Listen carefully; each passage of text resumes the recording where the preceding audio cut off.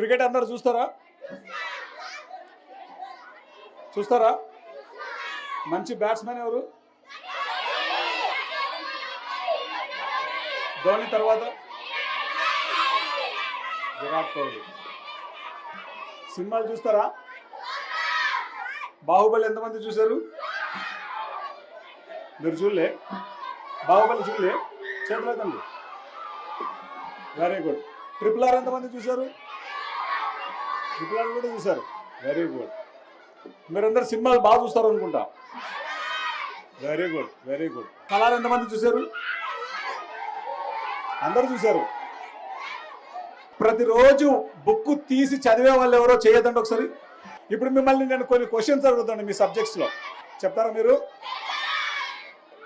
మీరందరూ చాలా good students, గట్టిగా చెప్పాలి కూడదు. మిమ్మల్ని ఇప్పుడు కొన్ని క్వశ్చన్లు అడుగుతాను, ఎవరు చెప్తే వాళ్ళకు గిఫ్ట్. ఓకే, ఇప్పుడు మీరు మనం ఎడ్యుకేషన్ అంటాం. ఎడ్యుకేషన్ అంటే తెలుగులో అర్థం ఏంటి?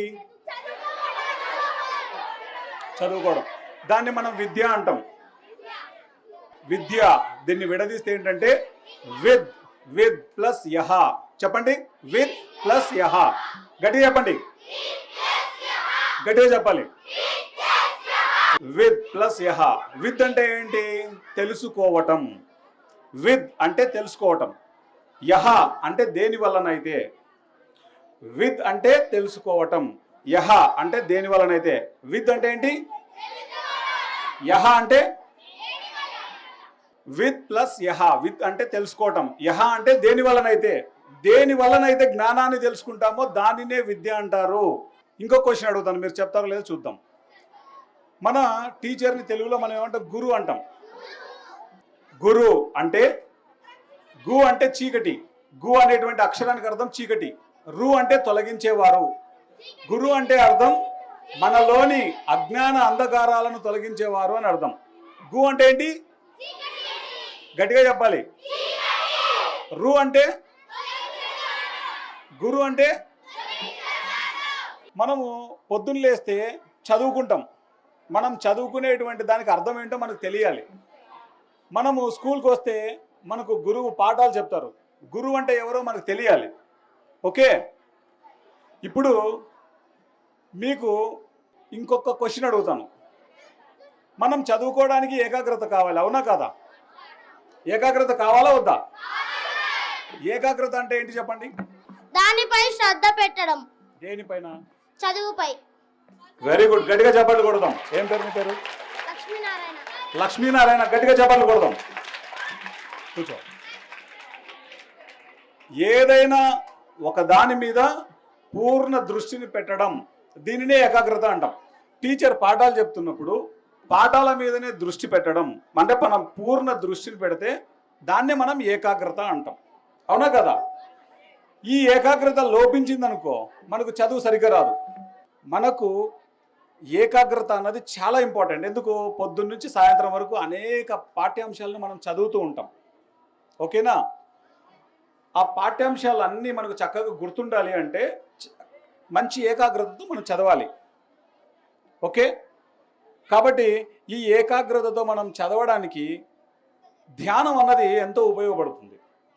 ఓకే, ఇప్పుడు మనం ధ్యానం ఎలా చేయాలో మనం తెలుసుకుందాం. అందరూ స్ట్రైట్గా కూర్చోండి. Very good.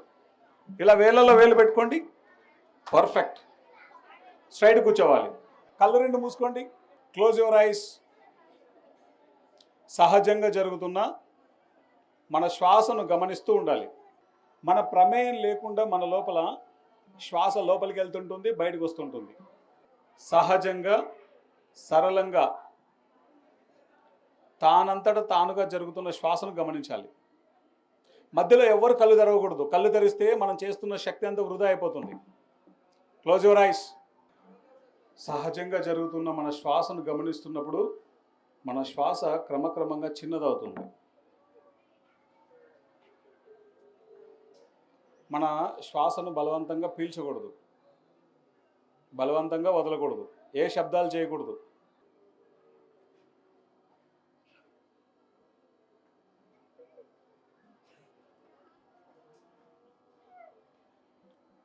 మధ్యలో ఎవరు కళ్ళు తెరవకూడదు. మనం కళ్ళు తెరిచినప్పుడు శక్తి వృధా అవుతుంది.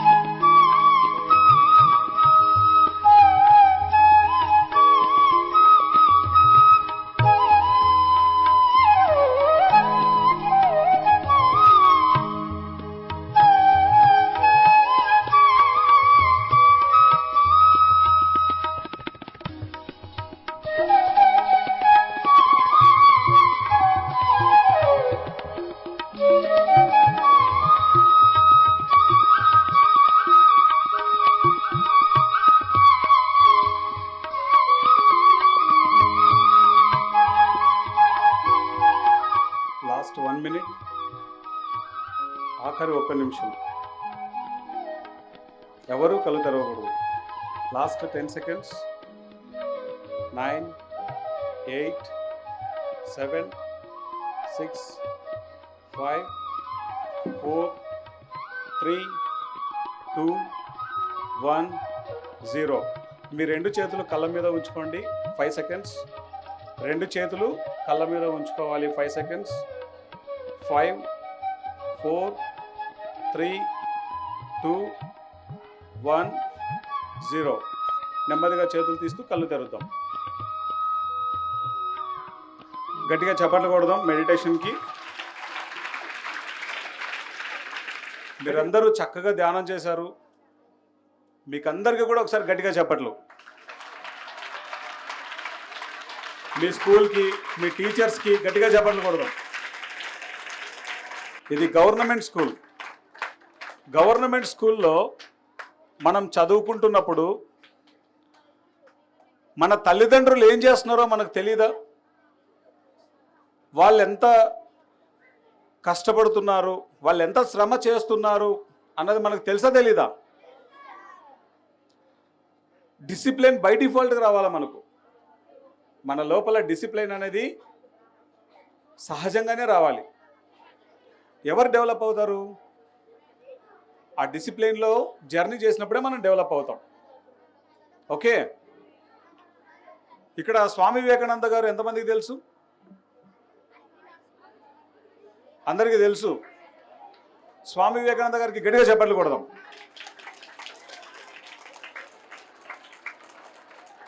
స్వామి వివేకానంద గారికి ఏకాగ్రత ఉందా లేదా? ఉందా లేదా? ఏకాగ్రతకి మారు పేరుగా చెప్తాం స్వామి వివేకానంద గారిని. అవునా కదా? ఆయన ఒకసారి బుక్ చదివేశారనుకో, మళ్ళీ రెండోసారి బుక్ చదవరు. ఎందుకని? అంతటి ఏకాగ్రత ఆయనకు. ఎస్. ఎక్కడి నుంచి వచ్చింది ఆయనకి ఏకాగ్రత? మెడిటేషన్ చేయడం వల్ల. గట్టిగా చెప్పండి. స్వామి వివేకానంద గారికి అంతటి ఏకాగ్రత ఎలా వచ్చింది? మనం ధ్యానం చేస్తే మనకి ఏకాగ్రత వస్తుందా రాదా? గట్టిగా చెప్పాలి.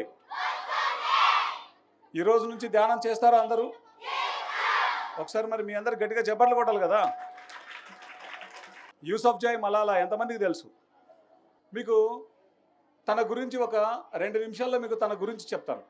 యూసఫ్జాయ్ మలాలా చిన్న వయసులో అందరూ చదువుకోవాలని, ప్రతి అమ్మాయి చదువుకోవాలని పోరాడినటువంటి గొప్ప మాస్టర్ అమ్మాయి. యూసఫ్జాయ్ మలాలాకి గట్టిగా చప్పట్లు కొడదాం. గట్టిగా. మీరందరూ యూసఫ్జాయ్ మలాలా గురించి ఖచ్చితంగా తెలుసుకోవాలి. మీ ఇంట్లో మీ మదర్ దగ్గర కానీ ఫాదర్ దగ్గర కానీ ఫోన్స్ ఉంటాయి కదా? ఉన్నాయా లేవా? ఉన్నవాళ్ళు ఎవరైతే ఉన్నారో వెళ్ళిన తర్వాత యూసఫ్ జై మలాలా అని కొడితే కనుక యూట్యూబ్లో మొత్తం తన గురించి వస్తుంది. అలాగే మన తెలంగాణ అమ్మాయి పూర్ణ గురించి ఎంతమందికి తెలుసు? ఎవరెస్ట్ శిఖరం ఎక్కిన అమ్మాయి పూర్ణ గురించి ఎంతమందికి తెలుసు? నీకు తెలుసు, వెరీ గుడ్. గట్టిగా చప్పట్లు కొడదాం అమ్మాయికి. పూర్ణ గురించి కూడా మనం తెలుసుకోవాలి. వీళ్ళంతా చిన్న వయసులోనే గొప్ప గొప్ప పనులు చేసినటువంటి వాళ్ళు. ఓకే, మీరందరూ పిఎంసి చెప్పండి ఒకసారి, గట్టిగా చెప్పాలి, గట్టిగా చెప్పాలి. పిఎంసి అంటే పిరమిడ్ మెడిటేషన్ ఛానల్. చెప్పండి, గట్టిగా చెప్పాలి. పిఎంసి అని కొడితే యూట్యూబ్లో పిఎంసి ఛానల్ వస్తుంది. మీరందరూ ప్రతిరోజు అట్లీస్ట్ ఒక 5 minutes చూడాలి. ఓకే, అలాగే పిఎంసి గురుకులం అని ఉంటుంది. పిఎంసి గురుకులం, గట్టిగా చెప్పండి, గట్టిగా చెప్పాలి, గట్టిగా చెప్పాలి. యూట్యూబ్ ఛానల్లో పిఎంసి గురుకులం అని కొడితే చక్కగా మీకు జ్ఞానాన్ని ఇచ్చే వీడియోస్ అన్నీ వస్తాయి. మీరందరూ ఇప్పుడు నేను చెప్పినటువంటి మలాలా గురించి కానీ పూర్ణ గురించి కానీ ఇలాంటి కొన్ని వందల మంది జీవిత చరిత్రలు వస్తాయి అందులో. మీరందరూ వాటిని చక్కగా చూడాలని కోరుకుంటున్నాం. మీ స్కూల్కి ధ్యాన విద్యార్థి అనేటువంటి చిన్న బుక్స్ మేము పంపిస్తాం. ప్రతిరోజు ఒక 10 minutes చదివితే మీకు ఎంతో ఉపయోగపడతాయి. ఓకేనా? సో మీరందరూ కూడా భోజనాన్ని స్కిప్ చేసి ఈరోజు ఈ క్లాస్ విన్నారు. మీకు అందరికీ ఫైనల్గా ఒకసారి గట్టిగా చప్పట్లు కొడదాం, గట్టిగా గట్టిగా. Thank you very much.